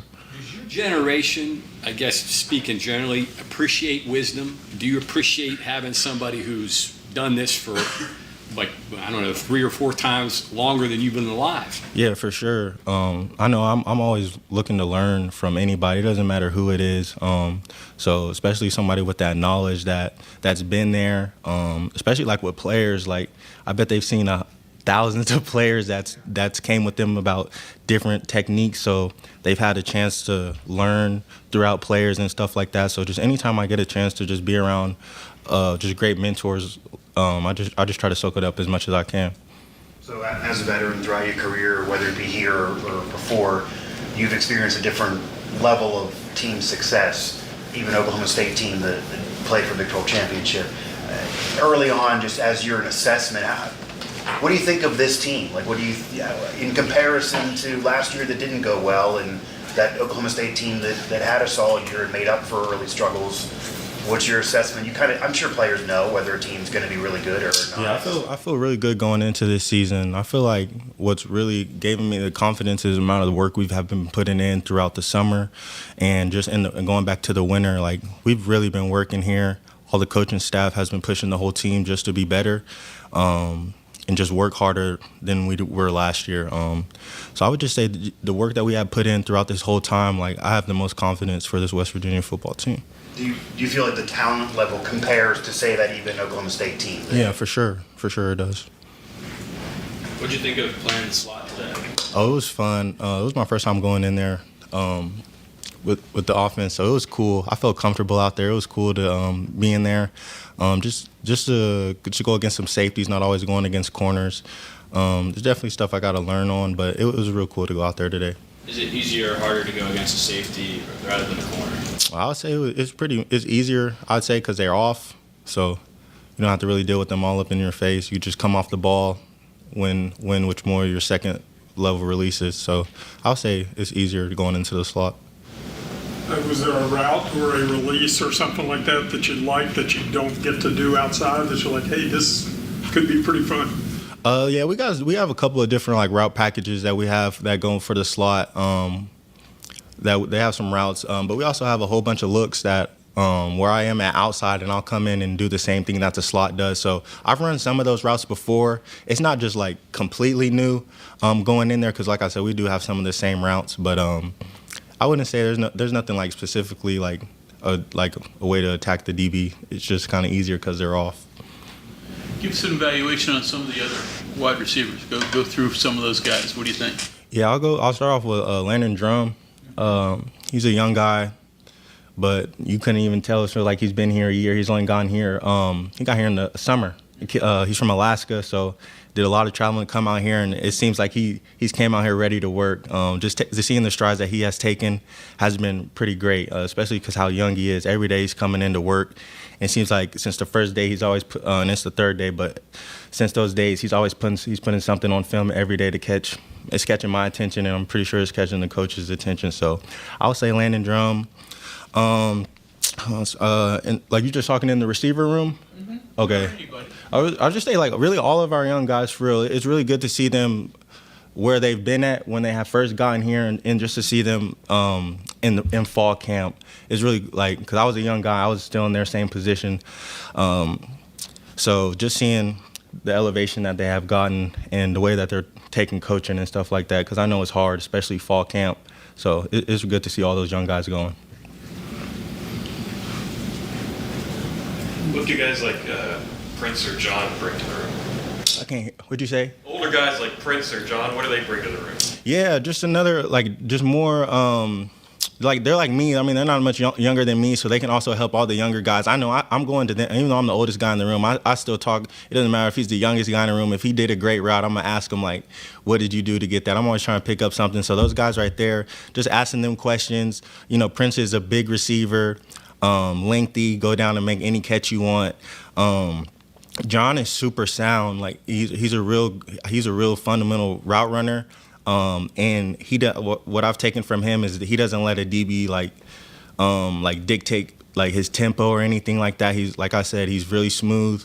So yeah, I would just say those two guys, they bring a lot to this offense. We can use them in different ways, move them in, move them out. So I'm really great to have them on this team. Jaden, for as long as you've been playing, what's it like to do something new after all this time? It's cool. Just getting in there. I like outside, but today it was pretty fun going into the slot, just getting other looks. So it's cool doing like different stuff for sure. I would say like when at Oklahoma State we had just like some stuff, and I would go into the slot as well. So I wouldn't say it's like completely new, but like I said, it's pretty cool to go in there. So TJ's the guy who plays a lot of slot. You're a couple inches taller, a couple pounds heavier than him. But like What's a slot? I would just say, really, when slot is usually just for I would say twitchier receivers. That's what I say. It's usually like a smaller, twitchier guy. But in some cases, it doesn't really a slot isn't defined about it's really just an inside receiver. I would say it doesn't matter. You could have a tight end in the slot. If you go back and look at LSU, when they had Jamar Chase and Justin Jefferson, that was one of their main things to do is to bring their bigger guys inside to create mismatches with the safeties. As far as just giving them opener looks and stuff like that, so they're not just always on the outside. Because usually corners are usually there to play defense, guard the receivers, and the safeties are usually coming down to tackle. So just getting different looks and just more mismatches on the field. Jaden, you 100% healthy? Do you even think about past injuries, or is that always in the front of your mind at some point? No, I tend not to really think about it at all. The more you think about it, the more timid you are. More slow you're running, so you probably get hurt if you're always thinking about it. So just going out there, doing everything full speed. I feel great. Just staying in rehab and everything like that. Strength, like I said, strength staff, health staff does a great job making sure I'm doing okay. And I feel 100%. All right, there's Jaden Bray. Take a break. We'll close it out. We come back. We are there for you, to care for you at the health plan. We are here for you. It's good to have options for your family or employees. Rooted in your community since 1979, the health plan is your trusted partner. Get flexible coverage, exceptional support, and competitive rates. The health plan, we are here for you. Hey, this is Brad Howe for your local internet provider, CityNet. Fiber is now at your front door and even in rural areas and communities across West Virginia. Thanks to broadband expansion funding, your tax dollars helped make it possible. And CityNet turned that investment into real connections for local families and businesses. Now, you can get blazing fast fiber internet with free installation, free equipment, no long-term contract, and local customer support that's always close to home. Don't settle for slow or no internet for another day. When it's high-speed internet you need, CityNet.net connects, protects, and perfects. We are there for you, to care for you at the health plan. We are here for you. It's good to have options for your family or employees. Rooted in your community since 1979, the health plan is your trusted partner. Get flexible coverage, exceptional support, and competitive rates. The health plan, we are here for you. Live from the Health Plan Studios, the CityNet statewide Sportsline returns in 2 minutes on MetroNews, the voice of West Virginia. At Daniels Men's Store, exceptional style begins with a curated selection and finishes with a flawless fit. When it's time to buy a suit, Daniels is here to make sure yours is one of a kind. Discovered tailored suits you'll only find in-store at Daniels. In 1914, the same year the first commercial flight soared and the Panama Canal opened, Greer Industries was born. Herbert and Agnes Greer began in Morgantown, West Virginia, striking the first pick into the limestone formation that would become the backbone of one of the state's great industrial legacies. From the roads we drive on, the buildings we build, and the communities we serve, Greer Industries has been delivering quality for decades. At Greer Industries, we've been improving lives for more than a century. For over 20 years, Dan Cava Toyota World has been more than a dealership. We're family-owned, community-focused, and committed to taking care of our customers long after the sale. Visit Dan Cava Toyota World in Fairmont. Shop the world! Of course, the LVA was brought into my life because I had a severe heart attack in November of 2024. And then I entered into congestive heart failure. Where he was in the course, we really had to go towards an LVAD. At that point, I was committed. At that point, I wanted to get better, and I wanted to see what this machine was going to do for me. With this therapy, he's thriving, doing well. And not only is he living, he's thriving.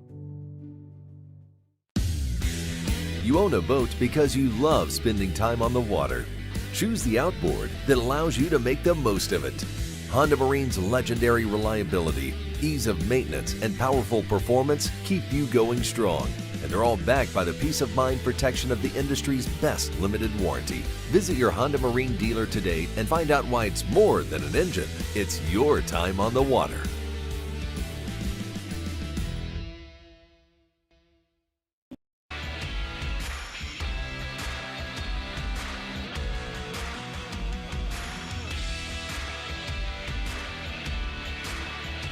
All right, out of time for this Sunday night for Coach Hunter. Travis Jones. We'll talk to you again next Sunday. Have a great week, everybody. Be safe.